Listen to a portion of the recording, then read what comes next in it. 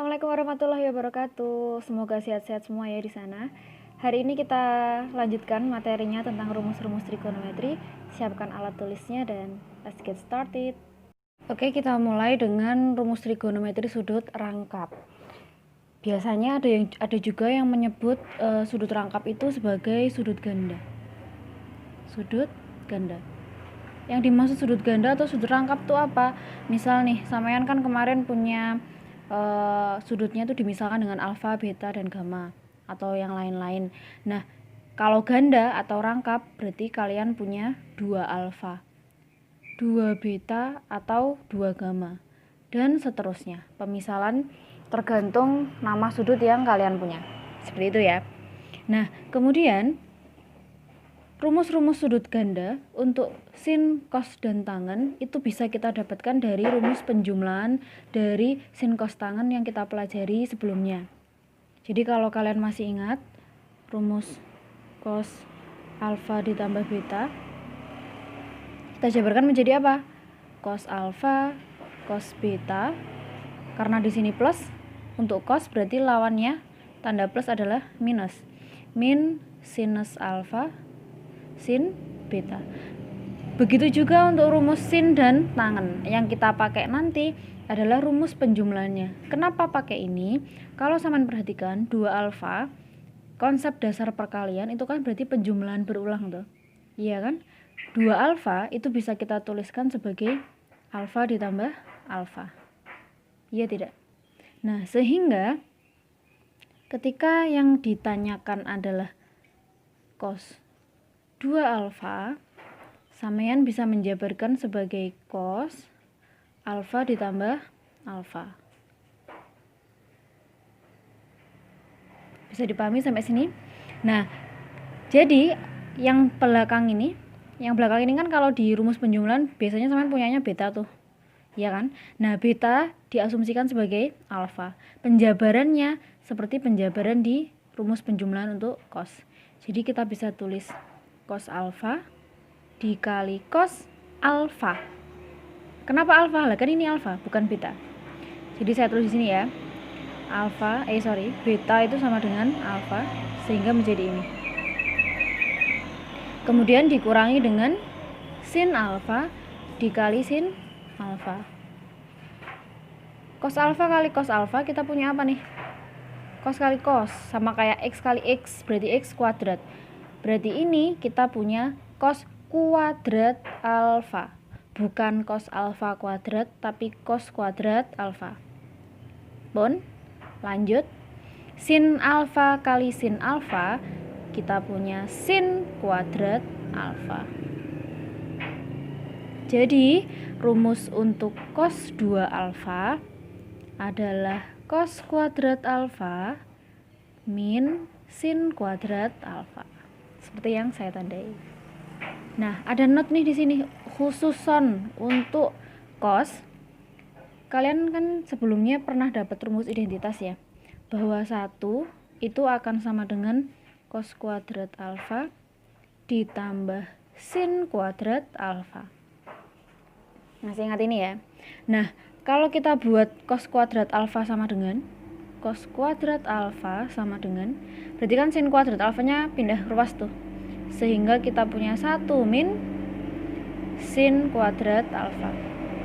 Atau jika kita buat sin kuadrat alfa berarti akan sama dengan 1 min cos kuadrat alfa. Mudeng? Nah, ini catatannya. Buat apa ini? Jadi untuk rumus sudut rangkap dari cos 2 alfa itu nanti masih bisa kita jabarkan. Dengan cara apa? Cos kuadrat alfanya bisa kalian ganti dengan ini. Kalau cosnya diganti, sinnya biarkan. Kalau sinnya yang sampean ganti dengan ini, berarti cos yang di depan ini biarkan. Nah, berdasarkan catatan ini berarti kan cos 2 alfa sama dengan cos kuadrat alfa min sin kuadrat alfa bisa kita jabarkan menjadi cos kuadrat alfanya dulu yang kita ganti dengan ini ya. Berarti ini 1 min sin kuadrat alfa dikurangi sin kuadrat alfa.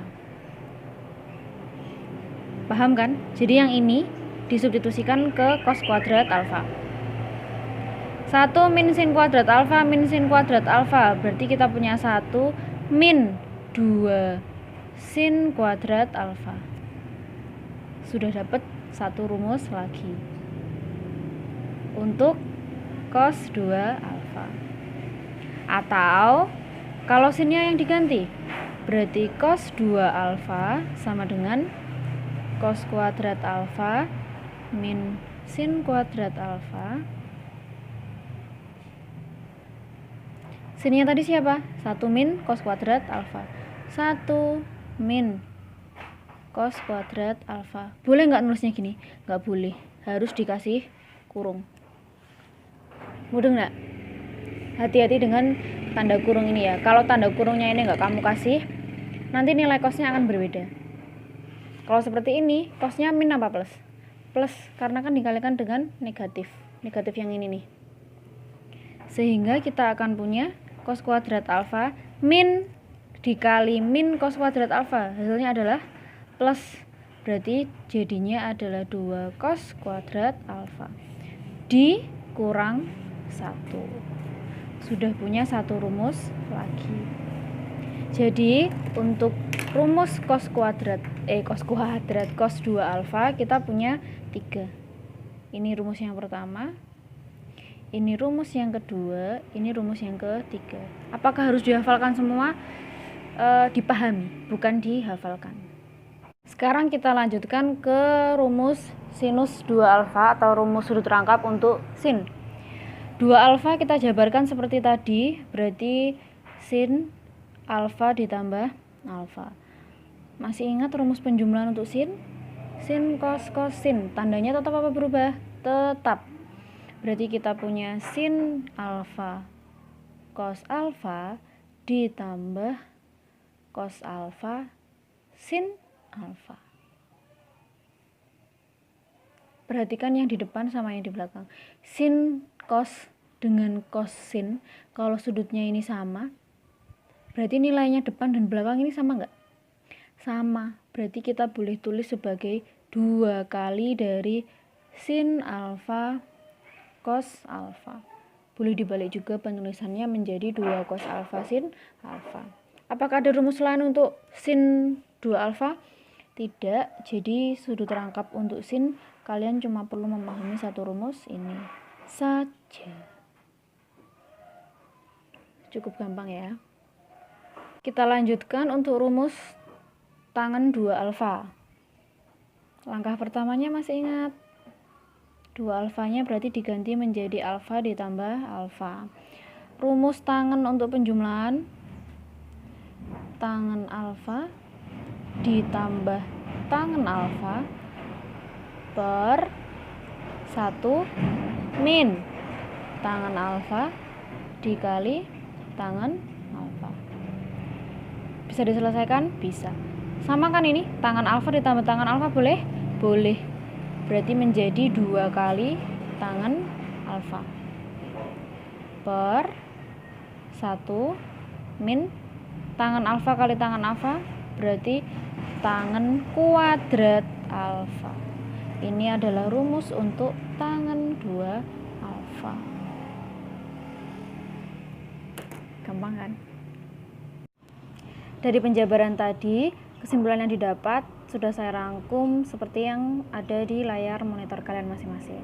Bisa di capture ya. Kita akan coba menyelesaikan contoh soal. Di situ ada 2 sin 22,5 derajat dikali cos 22,5 derajat. 1A ya. Disuruh menentukan nilainya. Kalau sampean perhatikan, ini kan berarti sudutnya sama tuh. Ini sama, ini sama. Berarti bisa kalian tulis sebagai 2 sin alfa cos alfa. Ini tadi rumusnya apa? Rumusnya sin 2 alfa. Nah, sehingga kalau sampean punya 2 sin 22 setengah dikali cos 22 setengah akan sama dengan, langsung di sini ya. Sin 2 dikali 22,5 derajat. Hasilnya berapa? Sin 45 derajat. Atau kita bisa tentukan nilainya nggak? Bisa, setengah akar 2. Selesai. Asal sampean paham ini. Kita lanjutkan untuk yang 1B. 4 cos kuadrat 15 derajat minus 2 sama dengan, nah ini kan 4, di sini 2, berarti boleh kita tulis 2-nya dikeluarkan kan, berarti ini 4 cos kuadrat 15 menjadi 2 kali cos kuadrat 15. 2-nya menjadi berapa di sini? 1. Kenapa? Min 2 dibagi 2 hasilnya minus 1. Nah, yang di dalam kurung ini akan sama dengan rumus apa? Akan sama dengan rumus cos 2 alfa. Sehingga kita akan punya 2 dikali cos 2 dikali alfanya siapa di sini? Alfanya adalah 15 derajat. Nah, sehingga penyelesaiannya adalah 2 dikali cos 30 derajat. Berarti 2 dikali setengah akar 3. Hasilnya coret-coret, berarti tinggal akar 3. Selesai. Oke, kita lanjut ke 1C. 1C. Tangan 112,5 derajat per 1 min tangan kuadrat 112,5 derajat sama dengan, kalau kalian ingat sudut rangkapnya tangan, itu kan berarti tangan 2 alfa sama dengan 2 tan alfa per 1 min tangan kuadrat alfa. Nah, seperti ini kan. Di sini kan ada angka 2. Sedangkan di sini ada angka 2-nya enggak? Enggak. Supaya tanda angka 2-nya ini hilang, berarti kan sampean harus mengalihkan dengan setengah. Supaya bentuknya bisa sama dengan tangan 2 alfa. Terus yang sebelah kanan yang kita tulis adalah 2 tangan 112,5 derajat per 1 min tangan kuadrat 112,5 derajat. Loh, kenapa seperti ini? Kok malah ada 2-nya? Kalau kesamaan kalikan dengan setengah, ini kan boleh dicoret kayak gini tuh ya. Boleh nggak? Boleh. Nah, yang ini kan akan sama dengan tangan 2 alfa. Mono. Tapi ini jangan dicoret, nanti kalau sama coret kan bentuknya sama lagi dengan ini. Jadi ini kita cuma memanipulasi supaya kita bisa menuliskan tangan 2 alfa. Jadi yang sebelah kanan ini bisa kita tulis sebagai setengah dikali tangan 2 kali alfa. Alfanya siapa? Ini 112,5 derajat. Berarti sama dengan setengah dikali tangan piro iki? 225. 225 itu di kuadran 3 ya. Kuadran 3 untuk tangan berarti positif. Nilainya akan setara dengan tangan 45. Ya enggak? Tangan 45. Dari mana kok bisa setara dengan tangan 45? Rumusnya kuadran 3 itu kan 180 ditambah alfa. Supaya jadi 225 berarti harus ditambahkan 45. Ngono ya? Berarti ini sama dengan setengah dikali tangan 45 itu berapa? 1. Hasil akhirnya adalah setengah. Nah, ini selesai nih. Semoga materinya bisa kalian pahami dengan baik dan bermanfaat buat kalian ya.